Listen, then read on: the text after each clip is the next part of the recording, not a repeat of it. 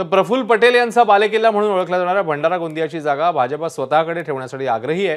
मात्र ही जागा कुठल्याही परिस्थितीत आपल्याकडे राहावी यासाठी राष्ट्रवादी काँग्रेसचे नेते सरसावले आहेत। प्रफुल्ल पटेल यांना त्यांच्याच जिल्ह्यात जागा न देता त्यांना कोंडीत पकडण्याचा डाव भाजपने आखलाय का असा प्रश्न उपस्थित होतोय। 457 मतदारसंख्या असलेल्या मतदारसंघात आपल्याकडे सर्वाधिक मतदार आहेत असा दावा भाजपचा आहे। त्यामुळे भाजप ही जागा सोडायला तयार नाहीये।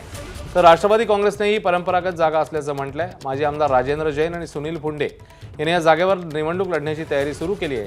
त्यामुळे या जागेवरून महायुतीमध्ये पेच आहे।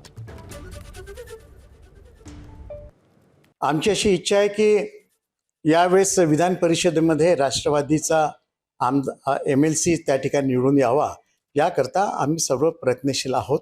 आम्ही आमच्या श्रेष्ठींना पण त्या पद्धतीची माहिती दिलेली आहे, परंतु हा जिल्ह्याचा संपूर्ण निर्णय प्रफुल्ल पटेल साहेब या ठिकाणी घेतील ते आम्ही सर्व त्यांना सांगितलेलं आहे आणि ही जागा आपल्या राष्ट्रवादी काँग्रेस पक्षाला मिळावी याच्याकरता आम्ही सर्व प्रयत्नशील आहोत।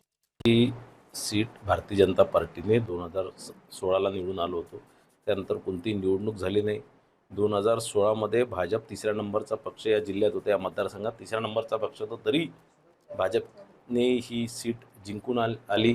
भाजपच्या सगळ्या कार्यकर्त्यांच्या सगळ्या नेत्यांच्या एकजुटीने ही सीट निवडून आली। आता भाजप इथे 1 नंबरचा पक्ष आहे।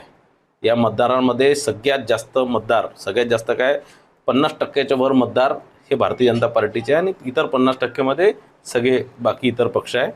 तर म्हणून ही सीट भारतीय जनता पार्टीच लढणार।